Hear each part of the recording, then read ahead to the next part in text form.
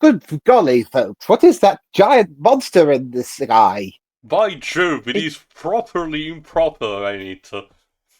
It's green, it's hmm, reptilian, it's as giant as a god. I know, let's call it Gorgo. yes, I've been calling it Godzilla, whatever it is, God might invoke Xylophone, some yes. problems. Anyway, yes, this is Britain's attempt at breaking into the kaiju genre, 1961's Gorgo. Obviously, it's from the UK, and it was directed by Russian-French guy. Eugene Wait, Lurie. hold on. You, So, a deeply British kaiju movie is directed by a Russian Frenchman. It's even better. It's a movie that yes, is kind of political to an extent, believe it or not. Also, I love the cover saying, like nothing you've ever seen before. Yep, you've never, ever, Yeah, ever, but they ever, needed to ever sell the seen. fucking thing. Now, all joking aside, yes, the surface level thought applied to this movie seems to be British knockoff of Godzilla. However, fans of this movie do argue that that's doing the film a disservice, and apparently this movie did have some legacy in the sense that apparently it's influenced several Japanese kaiju productions, including Gappa, the Triphibian Monster, Spectre Man, Godzilla vs. Mechagodzilla 2 from Yeah, the 1993, and modern era Gamera the one. Brave. Yeah. Not to mention, it's gotten comic book adaptations even up into 2022 of all years, Well, that's a renewal essentially. one. The original was from Charlton Comics, mm, and Steve Ditko, helped making that. Now, to be fair to Eugene Laurie, he does have a somewhat known film under his belt. Among the many others that he's done, he was also a director of The Beast from 20,000 Fathoms. Yeah, actually, this movie is one of the reason why this movie was made was actually because of that. Eugene had a young daughter, if I recall correctly, back then, who actually was kind of distraught by the ending of The Beast from 20,000 Fathoms, the end, specifically its ending. So she asked him to do a movie next time with a more pleasant ending, so to speak. And this is the movie that we got. You'll be able to see. In terms of famous filmmakers being involved in it, that seems to be a fame more known for Ray Harryhausen than anything about director. Pretty much. Goodness gracious. Just start before the ye old MGM logo. Yep. 3, 2, 1, go. So I bothered to rewatch recently the MST3K episode because yes, of course, they covered this. It's one of the few kaiju movies that they did, as Jova mentioned during one of the previous commentaries, and it's an okay episode. Mike and the boss were particularly mean towards some aspects of this movie that I will mention later, but some jokes in true tradition of the show did land just fine. Give this movie some credit. King Cheap What? Bros bros. Productions Limited. Please tell me they made that company name just for this. Gorgo. God, that's quite a title font. Now, to give credit to this movie, this was at a time where, as far as the world knew, the Godzilla franchise was on ice, like 1961 before King Kong vs. Godzilla. So I can't blame them for striking while the iron's hot, especially if people did have a hankering for a Godzilla. Why don't we give this old Japanese bloke a try, Not to essentially? mention, it tries to, like I said, this movie is at least partially political because it's pretty much a metaphor for, well, of all things, the stern British oppression that they had in regards to Ireland, believe it or not.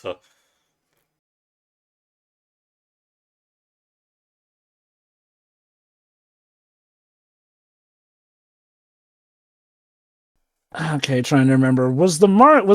No. I'm not sure if the Thatcher era was yet in the wake and whatnot, but it would No, not the Thatcher surprise me era if wasn't this. started. Thatcher's reign was 1979 through to 1990.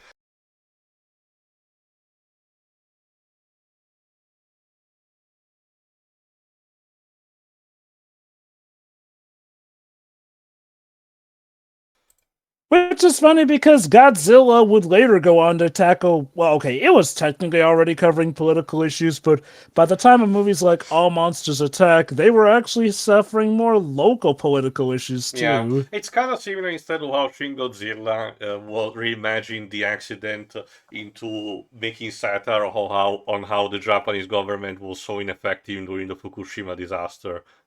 In this case, instead, you'll be able to see just how this movie handles its political parallel. And hey, Tio, we've got an Italian composer on the on hand Let me this time. check his name because I have the Wikipedia page here. Angelo Lavagnino. I don't remember what else he did. Let me see. Okay, just extensive career. 1951 Othello. Good old 1960s underwater camera techniques. It's what they had to do. Just hope these don't drag on as long as Thunderball. Oh, okay. Composed for some Zorro movies.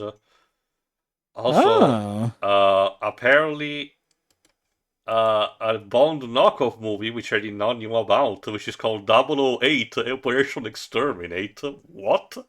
Is it an Italian Bond knockoff Yes, film? from the actor and writer Umberto Lenzi. I have not seen it, so I cannot tell you how that is.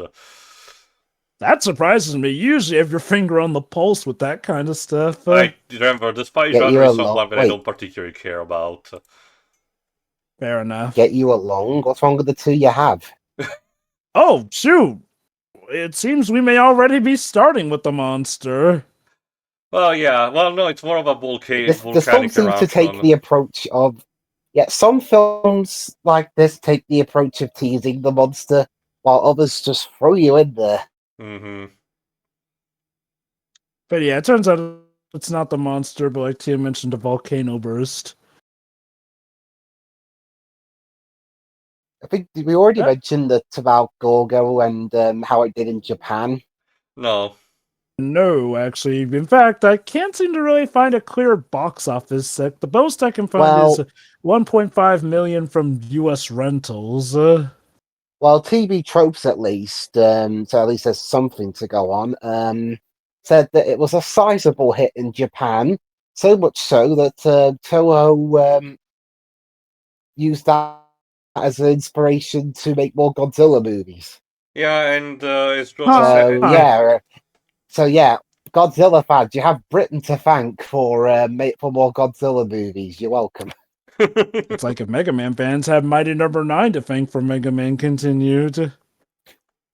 Although, unlike Mighty Number 9, although we're going to give this movie a chance and see if maybe at least unlike Mighty Number 9, it's actually good. I can tell you already that... You'll cry like a kaiju fan on prom night. God damn it. I can tell you that I'm fine with this. This is perfectly solid, as you'll be able to see. And in terms of story, it's similar to something like the original King Kong or the Mothra movie. It's a message against, greedy people doing greedy things. Which, hey, it's nice that kaiju films had a niche with that kind of moral. But yeah, amazingly, they actually survived that instead of dying out, which usually tended to be what happened at the start of Godzilla movies. Although, yeah, they're out of fresh water, so... Two of them. Yeah,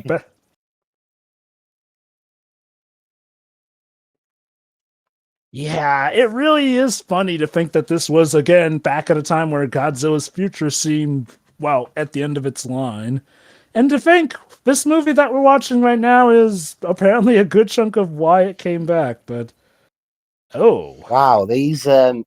What the hell is with these rubber animals being floating on the water? That's maybe very a container bad. sunk. Look out for... I thought we were supposed to be looking after the environment. Chucking toys in the water ain't gonna help. It was the 60s, dudes. Oh, Nobody gave a shit.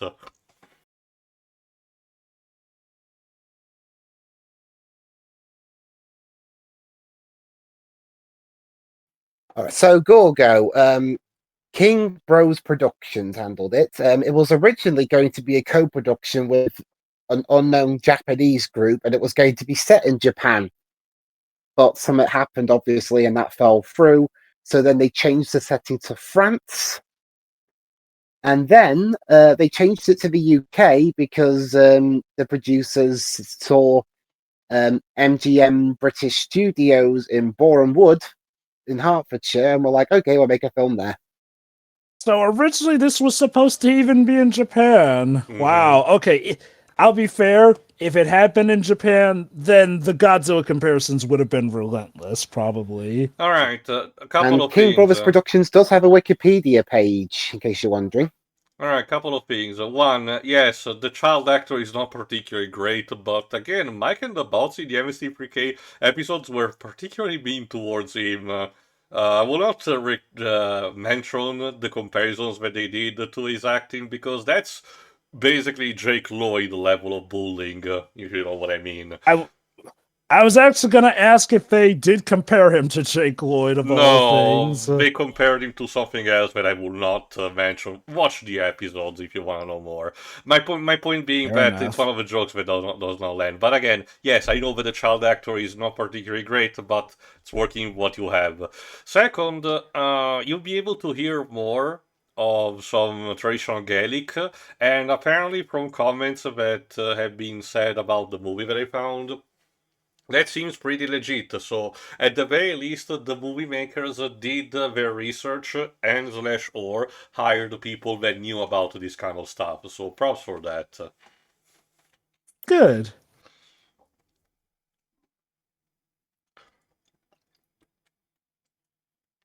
Not to be confused with the Loch Ness Monster. Actually, that reminds me. Has any of you two seen the Water Horse, Legend of the Deep? Oh yeah, I saw that movie quite a while ago. What, sorry? The Water Horse, Water Horse. Legend of the Deep. It's a 2007 movie No, I that haven't. came and went, basically, that tries to give an origin story to a Loch Ness Monster somehow. It kind of went in one ear, out the other for me. Maybe a rewatch might make me appreciate it more, but it was... okay, I wouldn't say it was like Bridge to Terabithia in terms of being a disappointment to me, but it had that Bridge to Terabithia feel where the trailers definitely sold it to be more whimsical and fantastic than the actual movie turned out to be. I put it this way, Although, compared to Bridge to Terabithia, the Water Horse is an actual thing. There's no like hallucinations or playing pretend. It's just that most of the movie is about people arguing with the British military. Pretty much, yeah. Like, yeah, I mean, to their credit, the Water Horse is actually there in Rio, but yeah, no, like, if you imagine being a kid and just wanting to enjoy the mystical, fantastic Water Horse, and then, like, 50% of that movie is just men shouting at each other, really. So yeah, as the dialogue said, the locals, the local people on the island are not particularly friendly, especially towards the British. So while not particularly, tense, the situation is not super clean. So for now, we're just gonna give a look to what happened.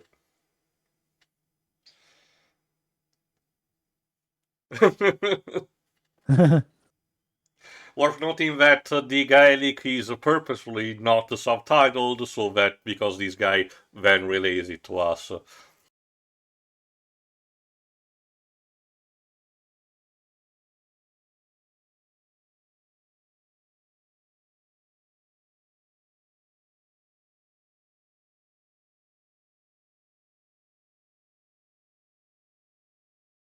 Gone for a walk. That's it. A walk up in the skies. Well, I was going to say a walk underwater instead, but sure.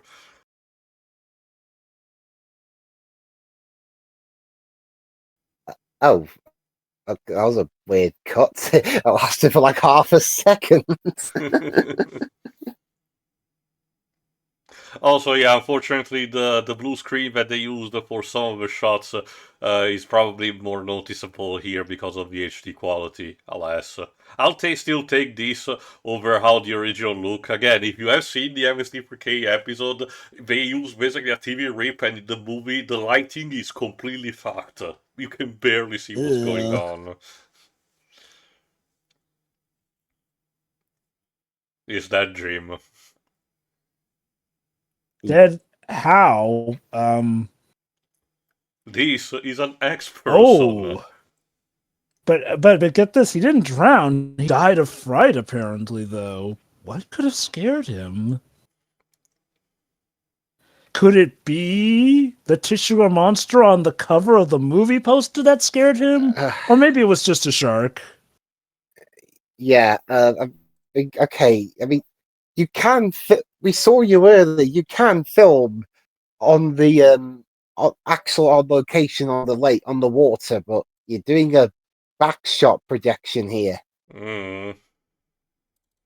Could they not get this particular location at the time of filming or something? Like, no, we need that exact island in the background. For some reason. Yeah, I'm getting. It's kind of similar to how 60 Spider-Man was doing things with the same background, stealing the shots instead of properly transitioning.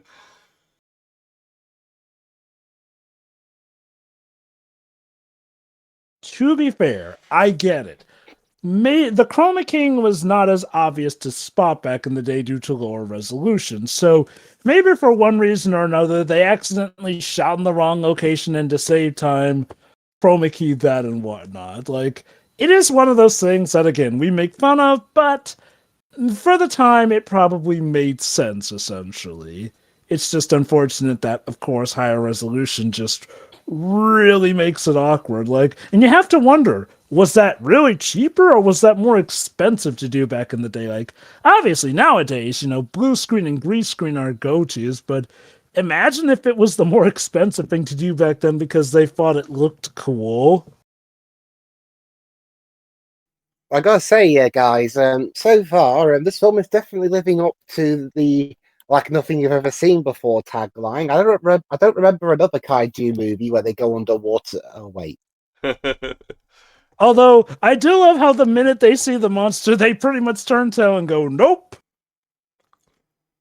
It's like, I do like that they don't even try to harpoon him. It's like the minute they see it, it's like, yeah, no, we're underqualified for this. I mean, it's a giant monster. I don't think harpooning it will be much good. That said, yeah, one thing that is a difference unless it was Zilla. Oh god, yeah, that is one difference between this and Godzilla. Godzilla in the original film definitely felt like a big, giant threat that was looming and looming to the point where when you finally see him, you go, oh crap.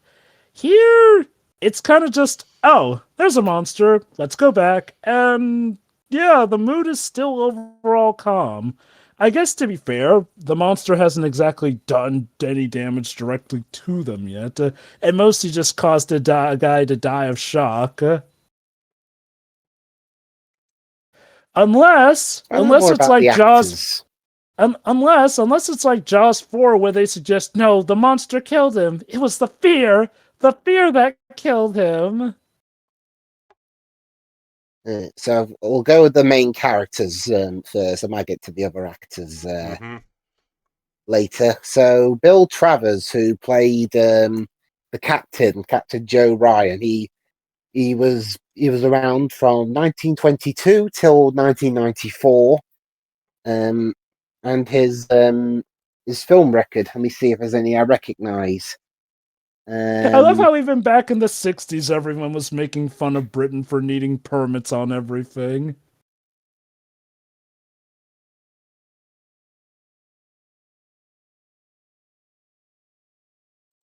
Nothing I recognise in particular. I mean, there's A Midsummer Night's Dream from 1968. So yeah, some Shakespearean background. No, the person William Sylvester. That's the one you need to look for because his most known movie that I think he did after this was 2001: Space Odyssey. Was one of the crew members. Yeah, that was 6 years after this. So yeah, 1922 through to 1995. Yeah, obviously he was in 2001: Space Odyssey in 1968. There you go. There's a monster. He had. It looks fine. Got the mouth flaps and whatnot, but assuming that's a guy in a costume, not bad. Mm-hmm. I wonder if did they use any animatronics for like some of those bits where he's in the same scene as the guys? I don't remember. I think this is going for the suitmation stuff like you see in most of the Godzilla movies. I wonder how they get him to smash the boats while the guys are in then, because I'm not I feel like with the overimposed and I feel like with the everything. possibly, yeah. That was something that we did see with King Kong versus Godzilla.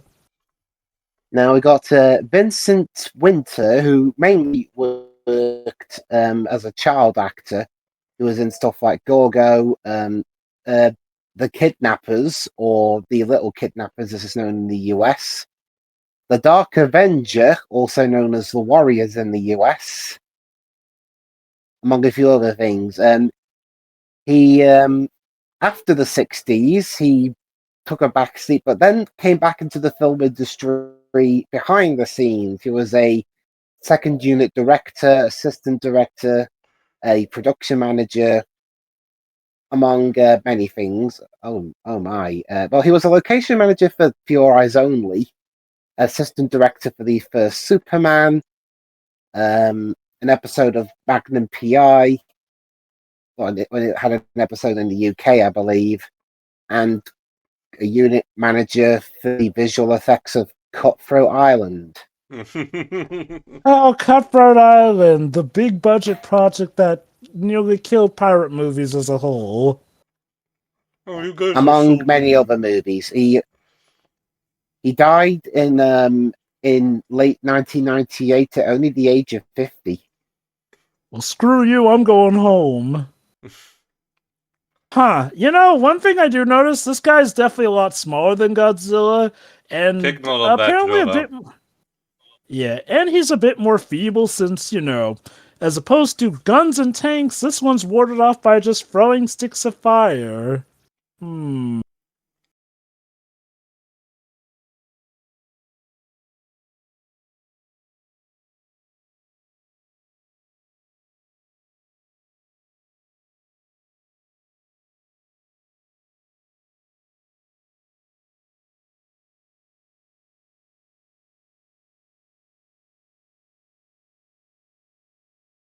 Okay. Like, oh, why won't we get passage on a ship? Maybe due to the fact that there's a flipping kaiju in the water?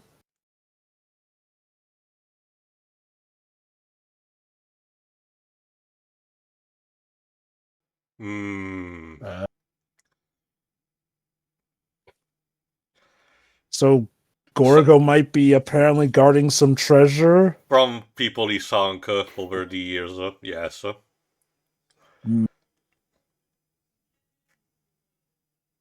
Interesting. He wanted us to leave at first, but now he doesn't want us to leave.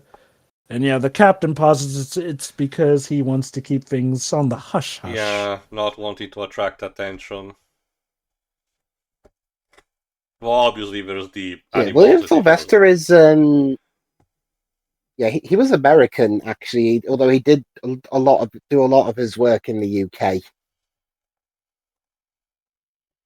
Oh, the Holy Grail.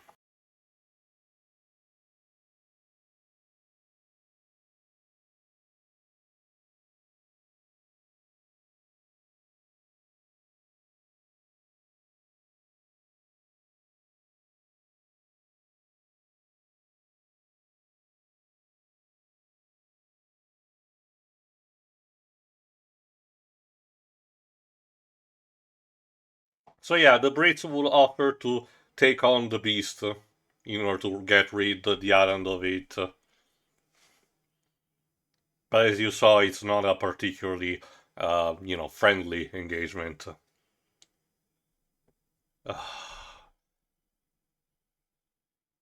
listen to the child's wisdom. See, here's the thing also. It's not apparent right now, but the movie definitely wants to portray the British, the two British guys that are now going to supposedly get rid of Gorgo, as not the bad guys, but definitely not good people, and the child is the voice of reason, The problem is that, much like in a lot of other products, stories that have this kind of thing, it really feels just, very forced to have the child being the mouthpiece of a message of a movie.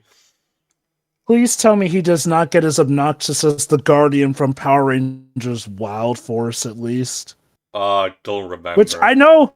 No, I know. Okay, I remember technically seeing that series, but I don't remember what you're talking about specifically.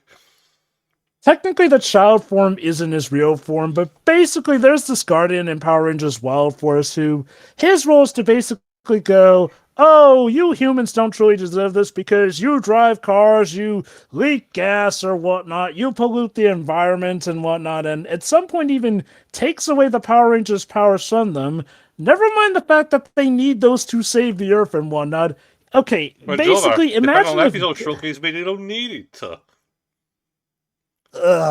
only for them to get it back anyway. So yeah, like, look, I hate Power Rangers Wild Force, but man, I really don't like how it really delves into, okay, maybe not Marvel levels, but it's that tier of, oh god, you so much as take up the resources that plants and animals need, you diabolical polluting monsters. So yeah, for now we just want to find I where wonder the creature is. Yes, Liz? sometimes I wonder if there were any other reasons for Power Rangers relocating to New Zealand. Maybe that was part of the reason why everyone in America laughed at them for how poorly they handled the nature stuff. They couldn't be taken seriously anymore, so they ran off to New Zealand. Man, this adaptation of Iron Lung kinda sucks. I thought Markiplier Yeah, knew how to do better. Okay, as far as I can tell, I'm guessing this is supposed to be, a current piece film in the sense that, oh, it came out in the 60s, so it takes place during the 60s. So while we technically did have stuff like submarines and whatnot, obviously that wouldn't be commonplace to a ship like this, so they got to make use with something old like bathyspheres. Remember, these are not military people, they're just opportunists, Yeah. They just have ranks of captain and first officer for roles, I guess. I gotta say, though, these guys are very confident. Oh yeah, it's just a giant monster that defies all science and evolution and whatnot. We can take this easily. Like, points for confidence, I guess. Again, similar to the original King Kong.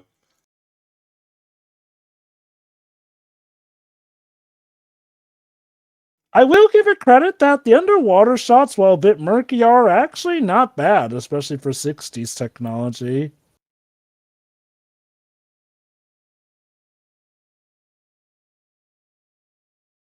I think he's trying.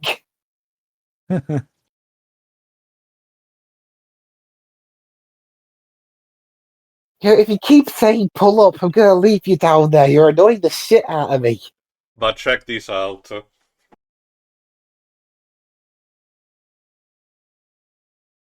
The nets, of course. And wait, apparently that's works. working. I know, right? The mighty Yeah. Gorgo defeated by nets. Imagine if that's how they beat Godzilla. I think film history would have taken a very different turn. But again, Ms. Jova noted this particular Gorgo seems to not be not very threatening. Yes, sure, capable of destruction and anything, but was easily thwarted and easy to capture with the nets and everything. I'll just say this without spoiling too much. I'm getting Jaws free vibes. So what are they going to do? Take him to the West End and display him for the viewing public? Well, that's the thing. Since it was captured supposedly in Irish waters, Okay. so supposedly it needs to be property of the Irish government. Okay. That building they showed earlier, I'm pretty sure that was Broadcasting House from the BBC. Why is there an American news reporter? Okay, to be fair, it's like worldwide news, so I'm guessing the idea is just that it's the radio getting it from there. Wait, so some people think this is just a hoax by the Irish. Again, remember, this was the period of time where tensions were particularly high with them. Not only that, but Also- hey, As a matter of fact, also for a long period of time, similar to the people from my country, the Irish were unfortunately victims of racism. and okay, to give credit to skeptics, Pixar didn't happen, essentially. Like, okay, let's imagine it's the 60s and you heard, oh yeah, there's like this ancient dinosaur-like creature that these people just happened to find. Like, I can understand some people being skeptical. Hell, in this day and age, you just know people would be claiming it's AI. So yeah, supposedly they need to give the monster to Dublin in order for it to be studied by the scientific community. I'm sure we'll make a load of great discoveries, like how to easily defeat a giant sea monster. That, that's why we couldn't find Nessie. We haven't got enough nets. And it all makes sense when you put it like that. University of Dublin.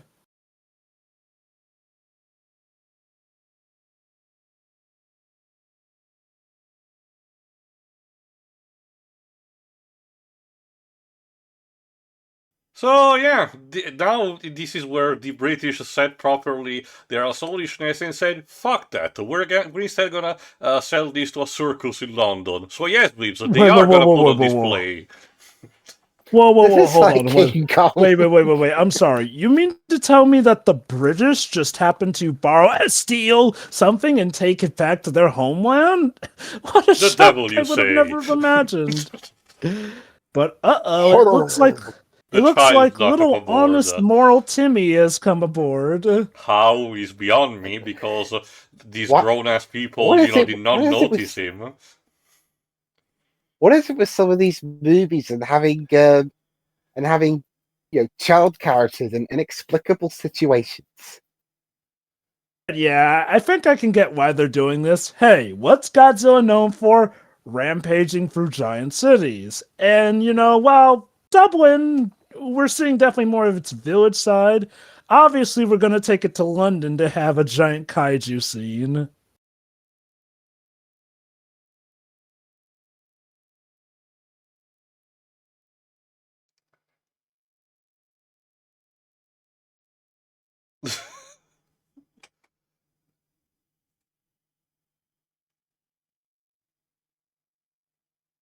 Actually, why don't we just take him back? Oh, Well, right, because we're taking the monster, so yeah. we can't turn I around. mean, I would say I'm not sure how a rifle's going to help against Gorgo, but I mean, he got caught by a net earlier, so Who knows? Just Also, aim for the eye. I do believe that this is potential kidnapping now. Literal kidnapping. Like, I mean, he's a stowaway on board this ship. It's worth but noting what that, else are as they you gonna mentioned do? in the beginning, he has technically no family. He was just staying at the quartermaster's house. oh, so he's a little orphan, isn't he? Maybe Alright, he kid, can just find a go to fam. bed. Maybe he can find a family by reaching the hearts of this crew or whatnot. Yeah, to quote I mean- Morgana the cat, to go to sleep. Hmm. This movie is fine, but boy, does it have some corny aspects. Which, 60s film, so that might be part of the chorus.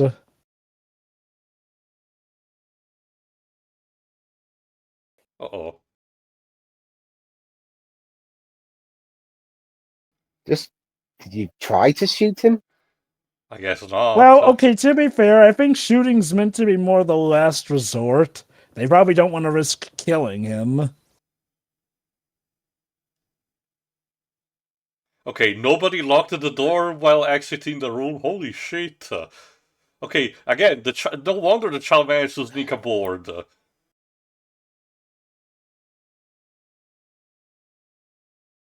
And that's it.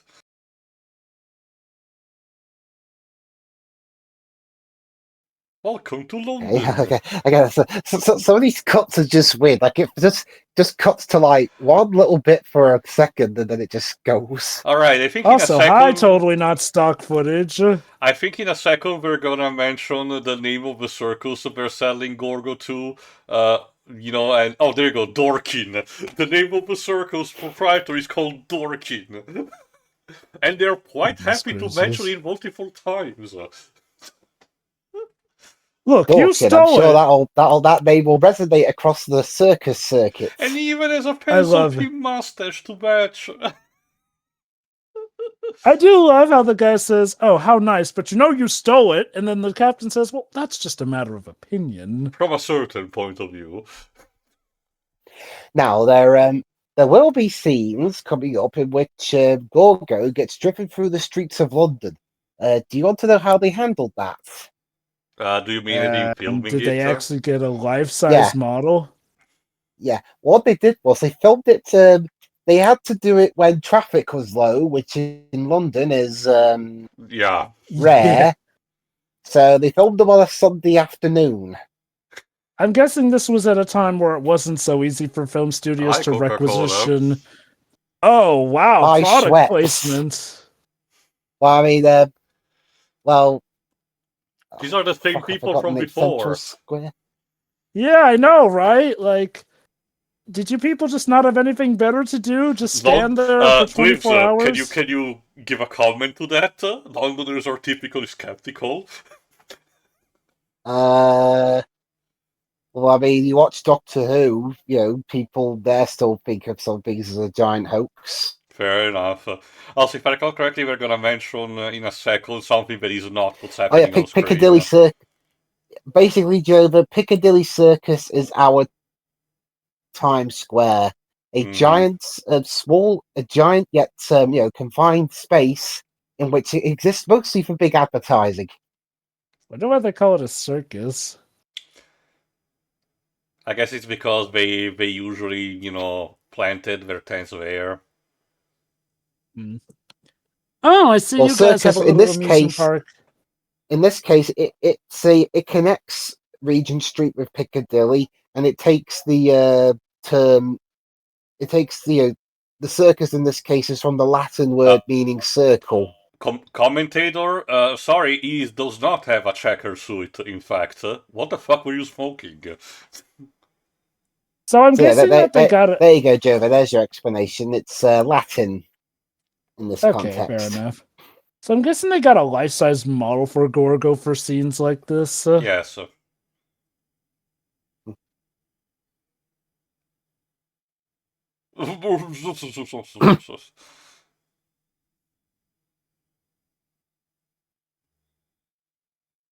Again, just like in the Mothra movie, the guy in this case owns the circus is like, yeah, they can sue us, but it's gonna take a long time anyway, so who the fuck cares? In fact, if anything, so that's why they call it Gorgo, because it's Gorgon, because you see it, it turns you to stone, because it's so terrifying. It really is a stretch. At that point, they could have called it like Paridis. Are you going to say Cadicarus for a second? No, it's one of the two movie monsters from the Odyssey, Sheila and Charybdis.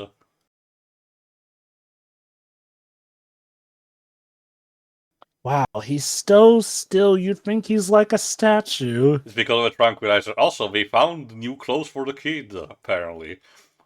I guess he'll be living... It's nice that I guess they haven't just thrown him off into an orphanage, because you see, they're the good guys. Jova, we're trying to pretend we do not send any more children to the coal mines. I don't know about you, Tio, but I can't wait for Christopher Nolan to resurrect those two monsters from the grave to make the Odyssey. Clearly.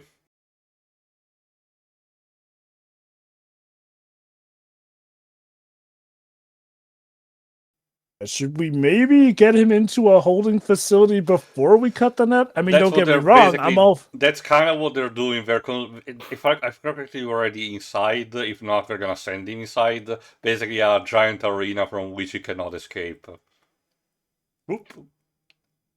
Of course, journalist. Now, Mr. Gorgo, can you tell me about your experiences here in jolly old London? Mr. Gorgo, what are your thoughts on this situation? I hate flash photography. Oh. Well, unfortunately, non-flash hat won't be made for a few more years. Still, I gotta love it. Like, what were the reporters exactly hoping for? To get, like, an interview of him? Like, I know that there were A some with their close-up cameras, photo. but I saw... That's basically The what they were funny thing trying to was... do. Oh yeah, those I get, but I saw some that had their notepads out like they were gonna try and get his interview or something. I guess they wanted to jot down what they saw, but it's a giant monster. Whoop-de-doo. The lion does not appreciate The this. panther, the tiger, oh my! At least it's just one of each and not 40 like in Roar.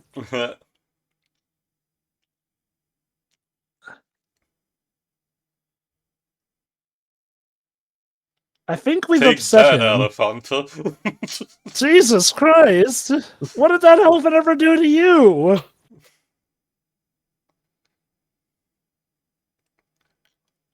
Burn. So yeah, similar to what happened early in the attack, Gorgo is unfortunately terrified by fire. Not necessarily weak, because, you know, it's a monster that lives in the water, you know. But it's enough to repel him, Yeah. and just enough to be get in the cage, basically. I actually did find it funny that back on the island, their first ploy was, yes, throw fire at the monster that came from the ocean. It's like, the yeah, it Frankenstein worked, of but... head of grab your torches and pitchforks. Pretty much. Okay, I'm pretty sure that tail didn't hit him. Just What are you pretend. talking about, Dwibs? He absolutely interacted with it. Oh god, his ribs are broken. The humanity. Why are the flames purple? Hell if I know. Oh wait, is he dead? Yep, it's that Jim. Thankfully, he was an This extra. is a showy. And Perhaps this is a meet showy. Gorgo at the dork circle. And enjoy it while sipping down some nice Coca-Cola. Who cares about Gorgo? I want to see ads about the next Pokemon game. See, don't worry, guys. I think Gorgo's a lot closer than you think. So I see that a lot like New York City, also London has its own built-in amusement park. Mm-hmm. Assuming that's not like a carnival setup, but no, I assume it's an amusement park. There's a roller coaster there, and again, hey, not stock footage. Yeah, just like King Kong is called the eighth wonder of the world. Well, I'm sure that means absolutely nothing will go wrong. Dweebs, how much was 5 shillings in 1961? I'll check. For those who don't remember, like the modern equivalent of 5 shillings. Basically, 5 shillings, the shilling was the in-between coin between the pound and the pence. It got discontinued eventually. Oh, 5 shillings is about 25p. Yeah, so that'd be like if we had some a quarter, basically. So that'd be like if we had something between like dollars and cents, essentially. Yes. You have to remember the way the pound was actually constructed as a unit of coinage was literally based around the value and weight of either gold or silver, hence why it's called pound, because how much a pound was worth. Oh yes, those security guys will absolutely keep Gorgo in his place. But the child still looks sternly at the poor Gorgo. Oh, Gorgo, you've been so malnourished that you look like a guy in a rubber suit. Don't worry, I'll make sure you're in a rubber coffin. I'm like the one child who absolutely wants the best for you. Oh, really? Then why haven't you done anything about it then, eh? You act like an adult. Do adult stuff. Do something. Gorgo expects a little child to free him single-handedly. Although he did try while they were actually on the boat. Well, he failed, so you deserve to die.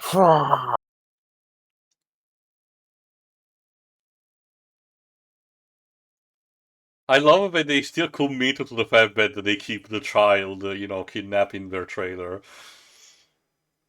Boy, the first ever 2.5 Men was in a kaiju movie.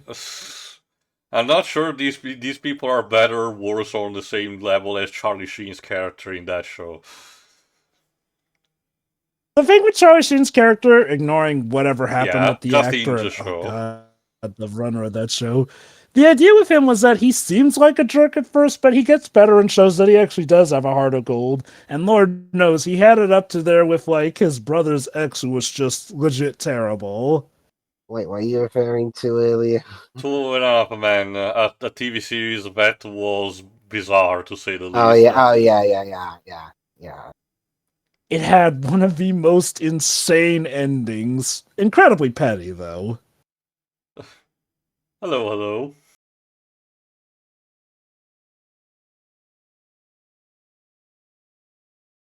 Bye. Oh? I remember them saying goodbye in Smells Like Teen Spirit. Okay. Alright then. Well, to be fair, no, they've been called for something specifically, as we're about to say.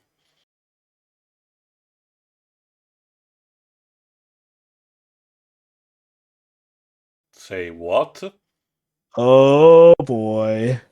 It's a pup. So yeah, looks like I had the right idea with my Jaws 3 analogy. Well, more to quote Jurassic Park 2, Mommy's really angry.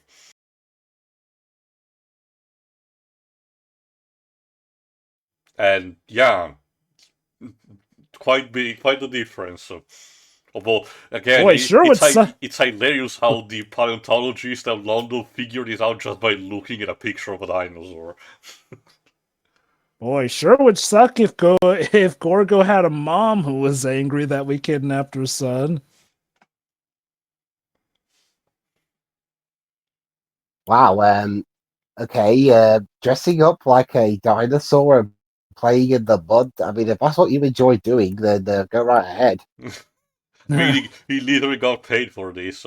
Speaking of which, do we know who the actor inside the Gorgo suite is? There you go, Mick Dillon. Mick Dillon, He died in 2006. It doesn't have a Wikipedia page. But he's on IMDb, I'm checking. Yeah, he died in 2006 at the age of 80. He was one of the Dalek operators in Doctor Who and the Daleks. Cool. So he's kind of used to this kind of thing. Is that the movie? Yeah. Yeah, it's and the there's Mommy. Yeah, which unfortunately first takes it on the island. Yeah, that's how you know she's bigger. She can literally stomp a house with one foot. And the quartermaster dies like that. I don't know if that was supposed to be like his comeuppance for taking the treasure, but he was a bit of an asshole in his own right, but he's still treated as a bit of a tragic accident. Because, they dared remove Gorgo from his natural habitat. I think what can make it a bit upsetting is, as far as we know, he wasn't in favor of outright removing Gorgo from the area. He just wanted Gorgo dealt with, essentially.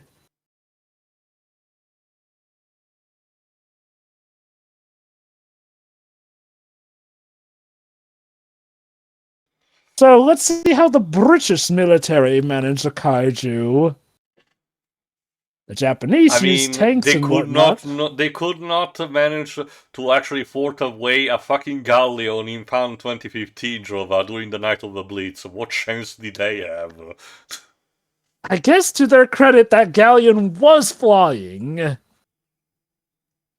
So let's see how they can handle maybe a land-based one. With more stock footage. Okay, to their credit, they're pulling out the battleships and the jets. I mean, to be fair... I didn't even know we had... Did we even have jets like this in the 60s? No idea. Well, Dreams, you're the British. You should know more about the military history of our country. Well, I don't know everything about British naval Navy. I don't know the entire history of the British Navy. I know America definitely did because we're kind of gung ho. Maybe did we take a load of? Did we just take a load of jets from the US? Possible we might have sold you some. But okay, I know that you guys did have battleships by the time of World War II, and I think maybe you had some planes to try and fight against you the got something bullets on the and camera. whatnot. There you go. Yeah, we have bought a load of fighter jets from the US over the years. There you go. But to be fair, Okay, again, historically, the British Royal Navy was considered one of the biggest and strongest in all of Europe. Yes, remember, Britannia rule the waves. Just don't ask about the accident with the submarines.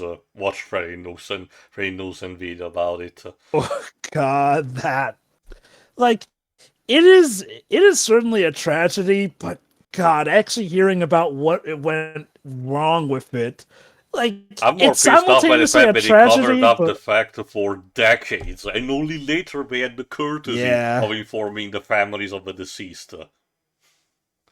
Yeah, that was pretty terrible. Gee, who'd have thought that maybe highly experimental diesel subs were a bad idea? Speaking of bad ideas, yeah, it seems like these weapons aren't doing much against Gorgo's mother. I don't think Gorgo's mother is given a proper name in the movie, but judging from the kids, mentioning about the mythos and everything, the fan seems to just slap her the name of Ogra, the name that the kid used to describe the cryptid that the island used to have. It seems that might be her name also, since the Wikipedia page just cast Dave Wilding as Ogra, who I assume is the mother monster, essentially. What did Dave Wilding do? Let me check.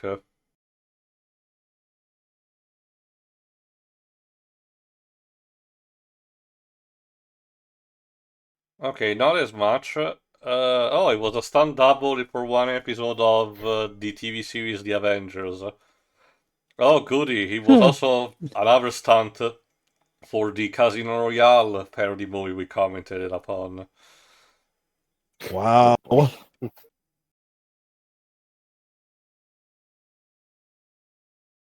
Yeah, he was apparently an extra jockey in Goldfinger.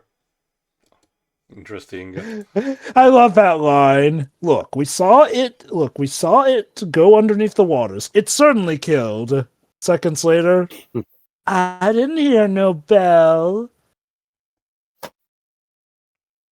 Now see here, it is very rude to strike a mother with missiles and whatnot. Therefore, I shall have to teach and educate you. You can't really educate us if we're dead. Can we try to send James Bond to try to seduce the monster? Maybe that would work. Well, I hear he's busy. I think even Bond might have a bit of a hard time with that.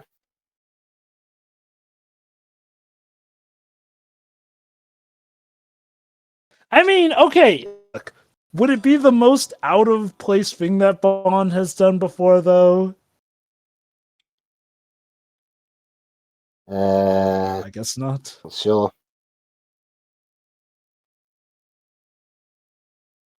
No one goes to see anymore at Dorkins.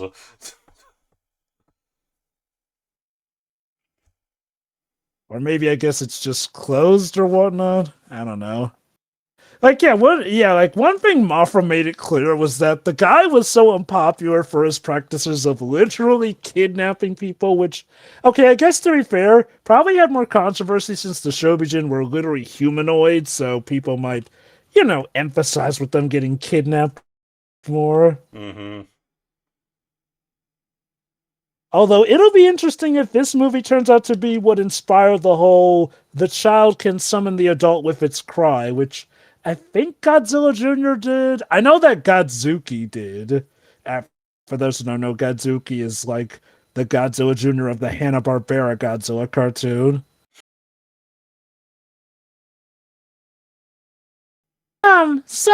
Are you alright? Please, wake up! Wake up! Please wake up.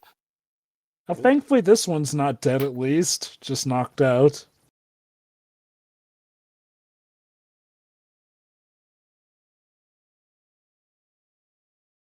Londoners continue to be skeptical in the matter. Oi, oi, oi, oi, oi. Now, miss, you can't rampage on Britain. You need a license for that.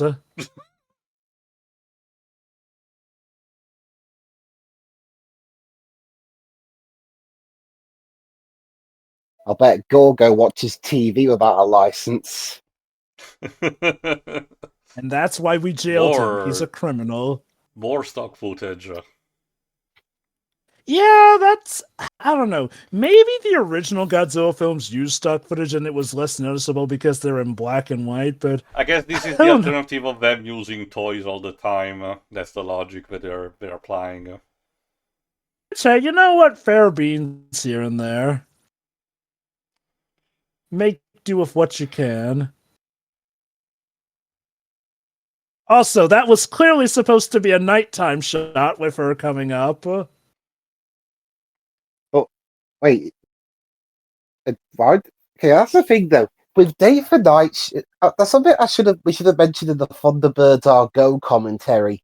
There was a couple of Day for Night shots in that too, but they were all done in a studio. So why? Yeah. Weird. Like here it's understandable. Limited footage and we're shooting outside and whatnot. But I'm sorry. Yeah, no. With Thunderbirds Are Go, it's a show around puppets. So yeah, everything kind of has to be shot indoors for the most part. So you literally control that stuff. Could you just got like a night matte painting or something? Now we're gonna try and go at her with submarines. Okay, now since they said that they reached out to NATO fleets, I presume this means they're gonna bring in some of the American vessels, which means nukes. Especially if there's a nuclear sub.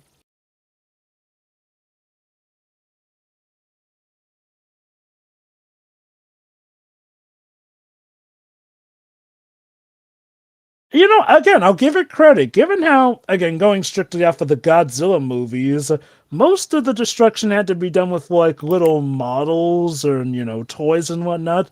They are finding at least a good enough way to actually make it be used with, life-size stuff for the most part. My guess is, I suppose our film industry, at the time at least, was maybe a little more richer than the one in Japan. Yeah, or at least with more experience, possibly. This is also MGM, a very big studio, so...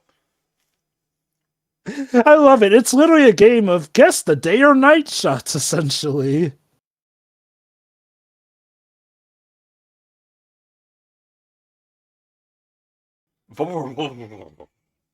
She smashed the nets, but as far as we knew, that was our best use against Gorgo. To be We're fair, doomed. they worked on the child and not the adult.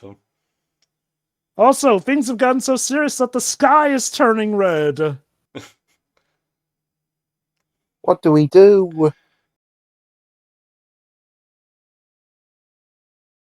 Sherlock Holmes. We need to ask Steve Martin to get extra coverage. Yes, right. Steve, you've dealt with Godzilla, right? How do we stop him? That would have been, honestly, the most hilarious kind of, running gag. Steve Martin jumping from location to location to avoid any more kaiju accidents and just running into more of them. At this point, guys, unfortunately, I think Mr. Martin is too busy with his new detective job and his new name. Yeah. It's funny you mention that. That reminds me of an actual real-life case of that with a nurse. I forget what her name was, but basically, there was a nurse who happened to be on the RMS Olympic when, well, it had its very bad crash. Then happened to be on the RMS Titanic. But wait, it wasn't just 2 for 2. She went free for free because she was apparently also on the Britannic, Titanic's little sister that went down during World War I. Jesus. Talk about your bad luck with boats. It's kind of like that family that I think it was during the Civil War tried to run away constantly and ended up being instead the house where the peace treaty was signed at the end. Yeah. Okay, to their credit, yeah, they're like, yeah, no, we're not using atomic weapons in a suburban area or, any place where people live. So yeah, roll out the. Oh my god, the tanks are actually life sized and not toys Instead for of actually once. being toys, yeah. I love that they keep moving models there, but it's just one target. Yes, I guess you're supposed to move your forces, but I don't know. It feels like they were given no direction in how we were supposed to move the objects on the screen.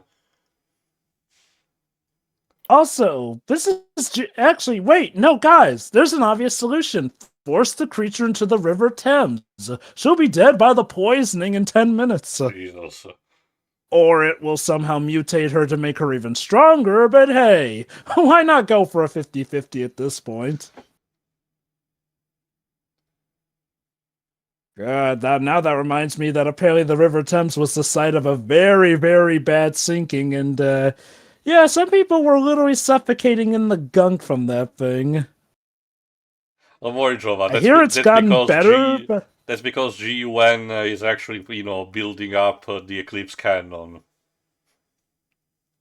Ah, so that's how eventually it got cleaned by the time of 2024. Of course, Oh, nice. Not the doll! Not the doll! That's the sign of showing the death of childhood. Yes, with a giant monster roaming around, I'm pretty sure leaving the streets and going to your homes is the safest thing to do.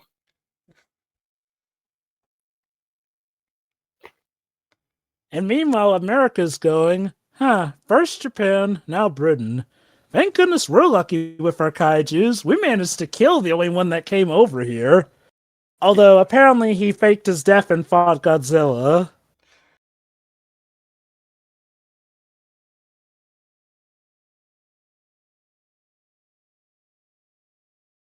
It figures that this is the one-time place where the doctor doesn't want to go back.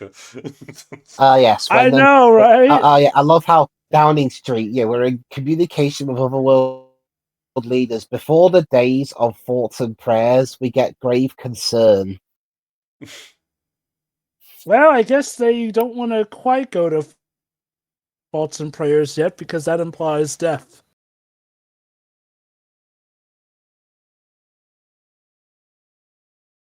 I mean, I'd be concerned if a lot of people were dying. No, not the Tower Bridge. Not Tower Bridge. Well, at least she has some What do you know? London Bridge is indeed falling down. I think that's a different bridge. That's the same thing. It's a bridge, it's in London, it's London Bridge. Can you imagine if she takes out Big Ben, though? That's when you know it's serious. That's the thing, though. In terms of bridges, London or Tower Bridge tends to be one of the least destroyed ones. Normally, it's Big Ben that gets wrecked. Don't worry, Dibs. Like I said, in G.I. Joe Retaliation, we make sure the entirety of London gets destroyed by one of those stupid tungsten rods.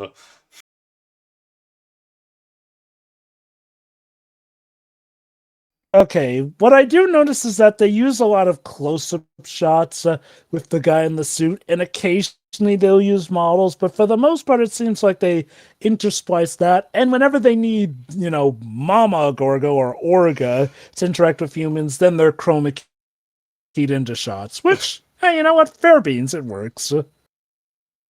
Oh no! Those poor people! They were so covered that the CGI went right over them. Wow, CGI in 1961. It's remarkable.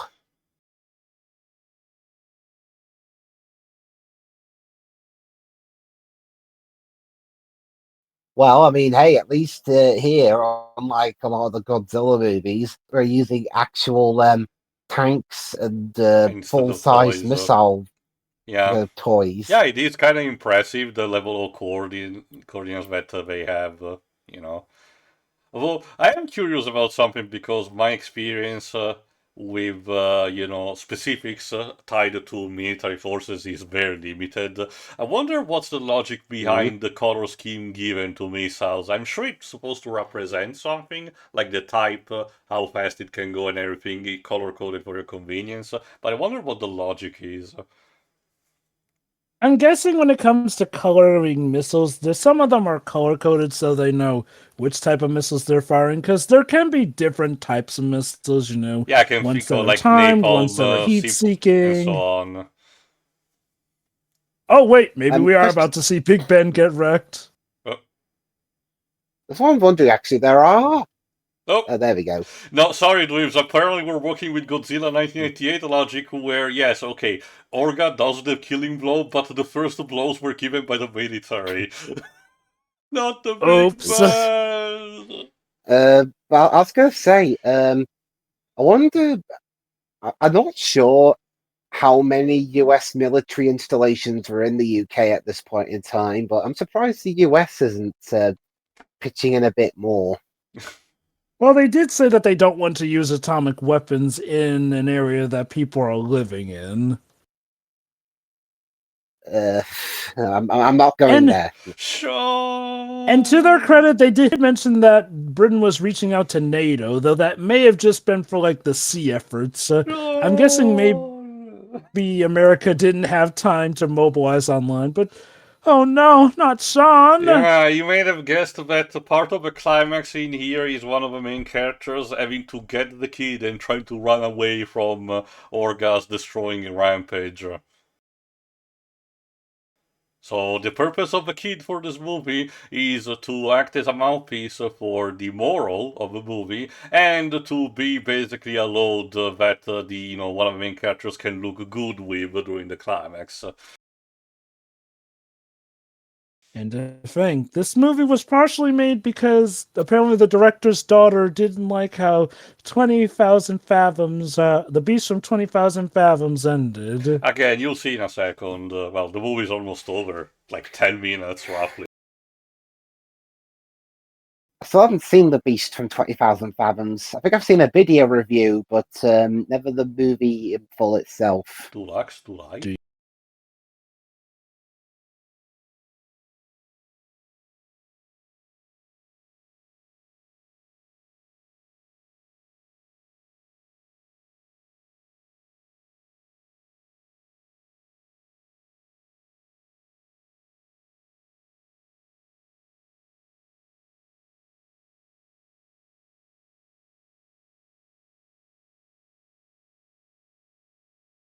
I love how for the climax, the British, the two British, naval guys who have been doing exclusively wrong things in this movie and have been so hostile toward the Irish, suddenly do have their moment of redemption by caring about this fucking child. It's so Also, I'm manipulative. I'm sorry, that scene made it look like the kid was smiling that Orga was destroying the building and Yes, killing people. What the hell?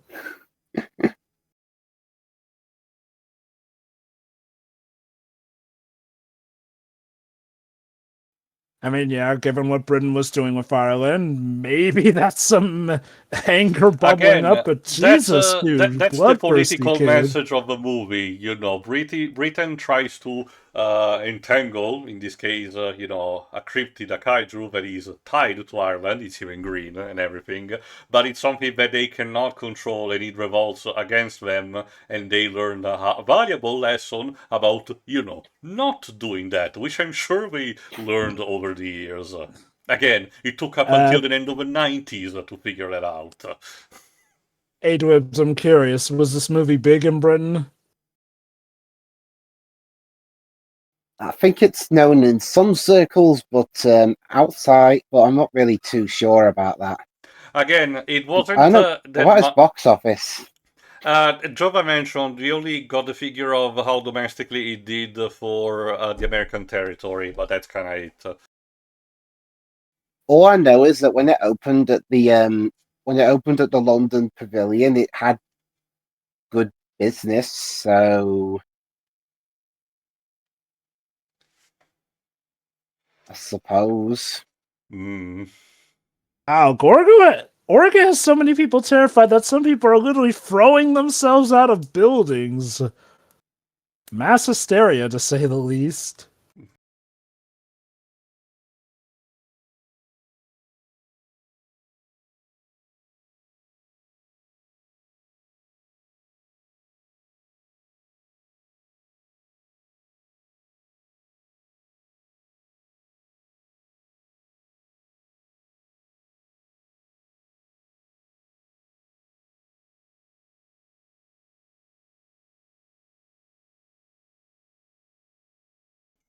Ooh, that shot of that leg was definitely cloth, Yeah. but damn. Apparently, it came out in Japan quite early.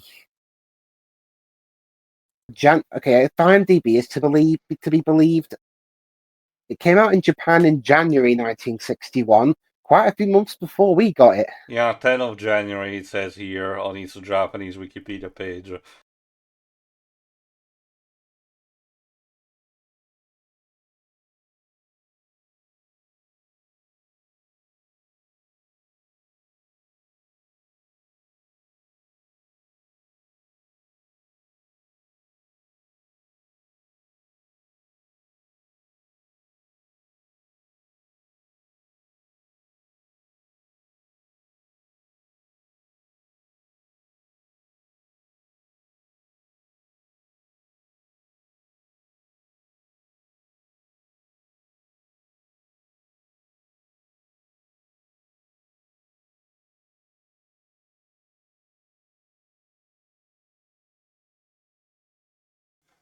But guys, it's okay. You can still get Coca-Cola before she kills us. That'll save the day. And Schweppes. And Wrigley's. The heck are those? Well, Schweppes are Chewing gum. Schweppes are kind of soda instead. I think it's Alka-Seltzer, kinda, I think. Yeah, Wrigley's Okay, is a brand of... Wrigley's... Actually, that's the thing though, Joe. Wrigley's is American. I thought Schweppes was Maybe also it was an American. old thing that went out of... See, I wonder if it's Schweppes, one of those cases where it's an old name for something that eventually got modernized. Actually, it was founded in Geneva. Yeah, Schweppes is Swiss, my bad.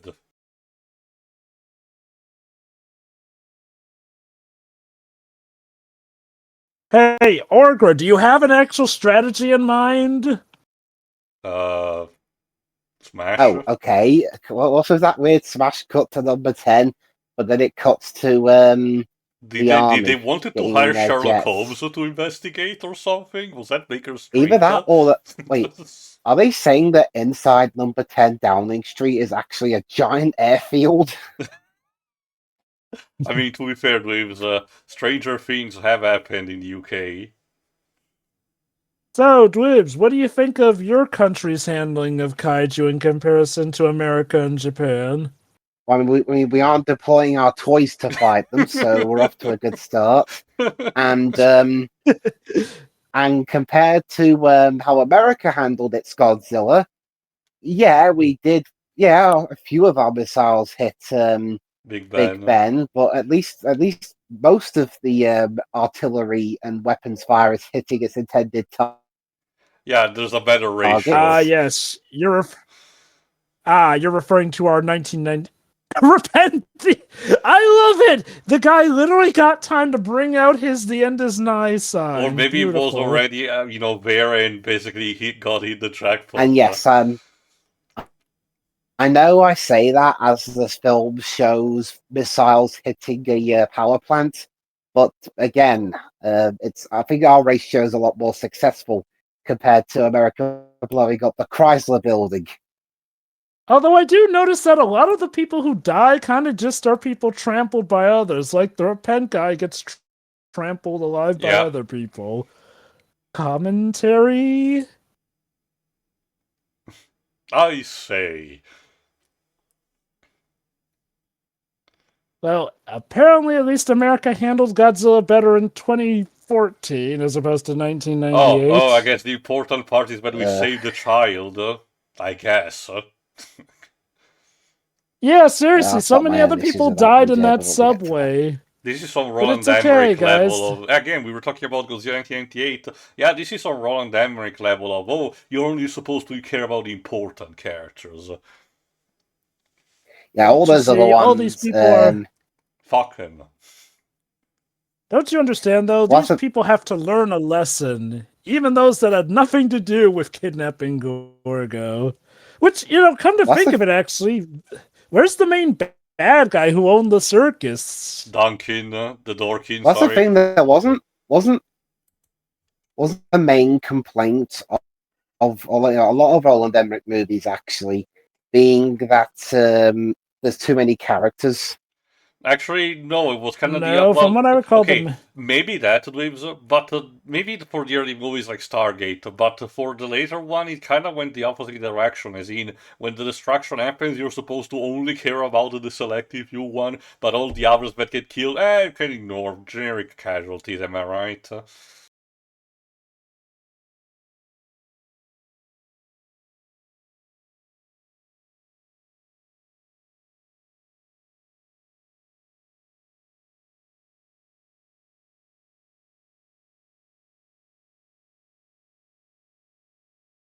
Now, Godzilla 1998, on the other hand, oh boy, we'll tackle that. Although I think my favorite critique of it has to be the one from Siskel and Ebert, who called him out for making pastiches of them because, shock of all shocks, they didn't like his movies. But then they Yet, did nothing he doesn't with them. have anything bad happen to them. Like, even they were saying, okay, it's petty, but if you're gonna put us in the movie, why not have the monster eater squash us? Like, There's no it doesn't punchline, happen.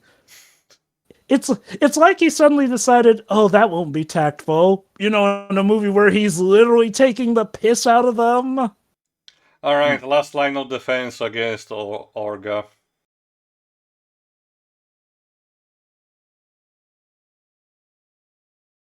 Oh no, not the roller coaster. That was our last hope. Oh, there he is. But hey, in typical fashion, of course the reporter survives most of the movie. Of course. She's hurt. So, yeah, I guess just like Godzilla, she don't do well with electricity. Which I guess makes sense if she's a water type.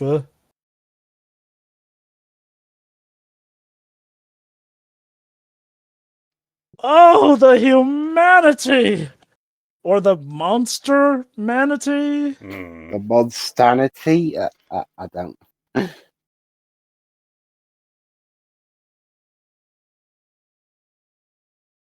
What have we done? We separated a child from his mother. That's what we did. That's the entire problem of this fucking thing. And the British were like, we were trying to do anything instead of, just let it fucking go.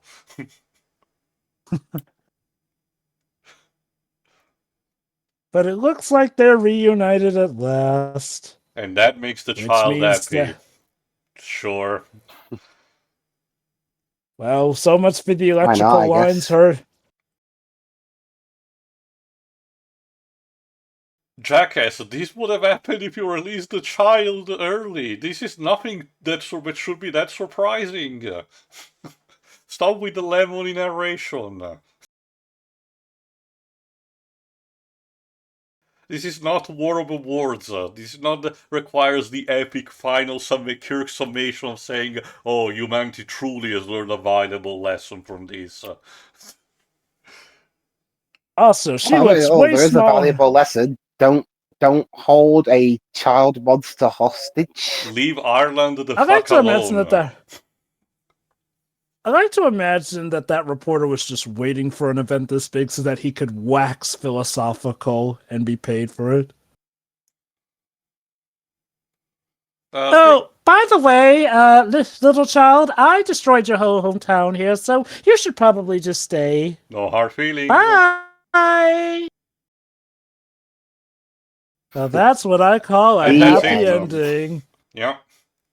Again, in true And tradition yeah, of yeah, these movies, yeah. we Hundreds just of had thousands of people are all dead. And you know the funny thing is, the main circus bad guy doesn't get trampled or anything.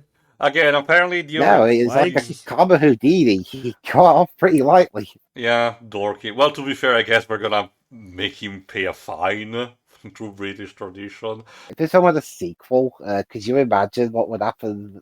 What would happen there? Would they have killed? Would they have just at the first scene being squished by Gorgo Junior, now all grown up? More of that in a second, but again, this is why the ending is like this, where the kaijus do survive, both the mother, the parent, and the child, because apparently the director's daughter was super sad that in the beast from 20,000 fathoms below apparently dies in that movie, so she was sad and wanted to have her father do a movie where instead the creature survives. So there you go. Happy ending, I guess.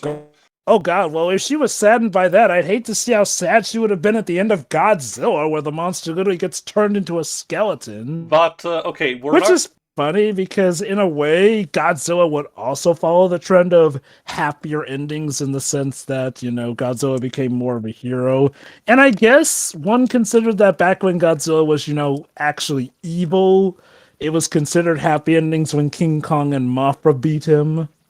But again, we're not doing it now, but technically there is a sort of a sequel to this movie, believe it or not. I don't know the logistics behind it, if someone found it amusing, but in 2009, if I recall correctly, someone made a short, less than 20 minutes roughly, short called Waiting for Gorgo. And I get to say MST3K did the joke first, just saying. But we will get to see it probably next time, because it's available on YouTube and everything. But it is kind of interesting, and it acts as an actual sequel to the movie, even if it's an unofficial, kind of way. So we can look forward to that eventually. But for the time being, final thoughts. Well, that was a monster movie. I mean, in terms of Godzilla-inspired movies, this is one of the better-looking ones that aren't made by Toho. Especially the monster, the destruction effects, and how it used the human weaponry. Would you call it a Godzilla knockoff, or would you say it's more than that? I wouldn't go so far as to say it's more than a Godzilla knockoff. It just does things with a little bit more polish than what the Japanese films were able to do at the time, minus the shoddy blue screen work.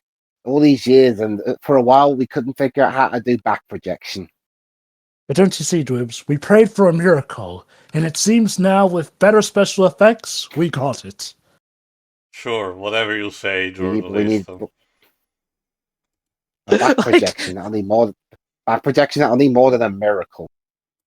Like, I get it. It was kind of customary to have reporter characters who would give the big messages on films, but that one felt just a little bit silly. I'm just surprised that they do not go the extra mile like in War of the Wars and say this was an act of God. The closest we say is that their prayers have been answered, but that's it. Just funny because Mothra had that whole Christian angle thing going for it near the end. And everything. But yeah, the main issue though is that the characters themselves are just really not terribly interesting. We have Sea Captain, his mate, a kid, and circus person. Durkin, Not really too much about them. There's the music. It's fine, and I mean, hey, the suit. In terms of, like I said before, but a little bit more into it. The suit itself looks a lot more detailed than I thought a film like this would have. So I'll give it that. But in terms of our contribution to the big monster giant kaiju genre, it's just kind of there. This was a nice little fun movie. I think calling it a Godzilla ripoff might be a little too harsh. If anything, I do think it's an homage. Although it's interesting knowing that this was inspired apparently more, well, okay, it was probably still inspired more by Godzilla, but the ending was apparently inspired by that of the Beast from 20,000. Sorry, the Beast from 20,000 Fathoms Below, or whatnot, essentially, which is arguably the movie that inspired Godzilla in the first place. So, again, way to come full circle. It's a shame we haven't really gotten more movies out of this. Though, to be fair, I guess the idea was to kind of wrap it up in a nice bow, like, hey, humanity learned. Don't mess with Gorgo or his mother, essentially, and you're fine. Boom. And thus, happy endings. Though it'll be interesting to see where that sequel, which, God, came out decades later, will go. That said, I do feel like, they did a good job actually combining suitmation with actual life-size props, tanks, battleships, and whatnot. Yes, they had to make a good use of stock footage, but for the most part, I feel that they managed to incorporate and mix it well. Like, keep in mind, this was the 60s, essentially. For, like, giant monster movies of this degree, more often than not, you either had to zoom in on, like, an arm or something holding someone or whatnot, or, for the most part, guy in a suit, or stop motion, like what was done with King Kong back in the day. So, yeah, what they did here is actually pretty good effects-wise. It's obviously gotten dated as time has gone by, and some effect shots are confusing even for the context of when they were shot. Otherwise, though, it's fine. Now, what is a bit weird is some of the morality in this. Like, let's be honest, maybe the idea is to show character development for, our two Brits here, realizing the error of their ways and helping Gorgo. Although, problem is, was like their plan to lure Orga there? Because that implies that Orga even knew that they knew where Gorgo was. Like, it seems like Orga just literally stumbled. They wanted to kill Orga. The fucking final obstacle that they put is the super line of electric wire near the cage where Gorgo is, because they know that the mother will approach that. Which ironically makes it kind of a turn on things, because at first you think, oh god, she's dying. But then they go, actually, you know what? No, never mind. She just stumbles on Gorgo's cage, breaks it, and that lets him reunite with her. It's like, I mean, it's nice for a happy ending, but it feels like the movie's literally just going its own business, then, like, right at the 90% line mark, changes into a different movie, essentially. And I love how the reporter treats it like a miracle, a beautiful miracle, Never mind the fact that a good chunk of people are dead. Many trampled each other. Some literally jumped from the heights of their buildings and whatnot to their deaths and whatnot in fear of this thing. And the weirdest thing is, Durkin, the main circus guy who's abusive to Gorgo, gets off scot-free as far as we know. Like, maybe he'll get a fine, or maybe he won't, because maybe they'll consider it all an act of God, essentially, and whatnot. Who knows? Like, that's a weird thing. Like, I get it. It's happy that the monster survives and reunites with her baby, but wouldn't it make it even more happier if, like, the bad guy gets what's coming to him?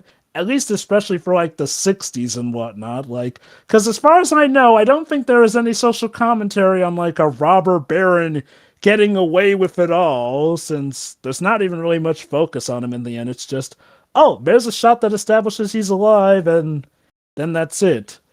Shoot, I guess the kid will also stay with the sailors since his homeland is pretty much destroyed by Orga. Yeah, how about that, kid? The monster you're rooting for kind of killed your... well, again, not your family, because you were an orphan, but again, you can't exactly go home now, can ya? It's a bit confused in the end. Yeah, at the end of the day, I think it's a nice enough film. Like, I'm not sure I'd go out on my way to super rewatch this, but for a Godzilla marathon, I do consider it worth the watch, and it is definitely an important part of Godzilla history, since This is apparently one of the main reasons that we got more Godzilla movies. Yeah, you know, it's interesting. At first you think, oh, Godzilla was always profitable. Then you realize, well, it was profitable for like 2 movies and then they were starting to give up.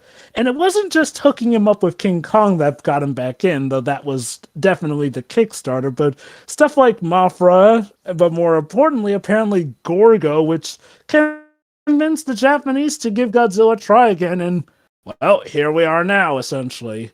Not to say that the franchise hasn't done other weird things or hiatuses, but still, though, it's alive to this day, thankfully, to this movie. So, if nothing else, I appreciate Gorgo for doing that.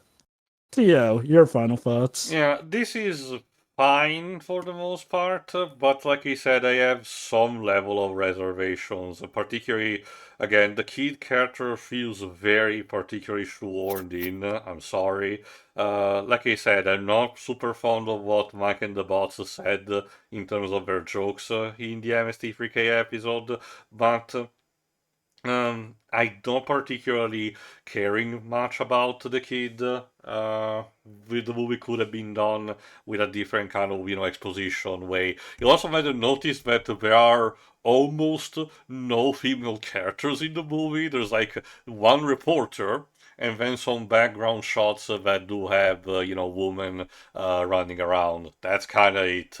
Again, it was kind of customary at Unless the we time, I count get it, but yeah, I guess we count Theo, Orga. Sure, I guess we can She's a count that. badass mother who doesn't want her kid being stolen. She's an inspiration to mothers all around. If your baby gets kidnapped, rampage for the city. Mothra was a better icon, if I had to be honest. Uh, Again, the message of the movie is pretty clear, but still devastating nonetheless. Don't fuck with things that you don't own, or, don't follow your greed. A lot of collateral damage happens. Sometimes the meta are responsible for that, but for the most part, Orga is responsible for that, so there is a bit of balance. And then the movie just ends almost abruptly because, again, the director's daughter wanted to have a happy ending for the monster, so there we go. That's what we got. Like I said, it is similar a bit to King Kong and Mothra, but it does its own thing, which is, interesting enough to actually give it a watch. I wouldn't consider it the toppest of kaiju movies, but this is still relatively solid and will watch it over others. So, good job, Britain. You managed to do something about the matter. When we'll come back to the kaiju movies, I guess we'll go back to our Godzilla schedule with Ghidorah the Three-Headed Monster. We'll get there. But tune in eventually, probably sooner than later, for the short sequel to this, Waiting for Gorgo. See you for that. Yeah. See you then.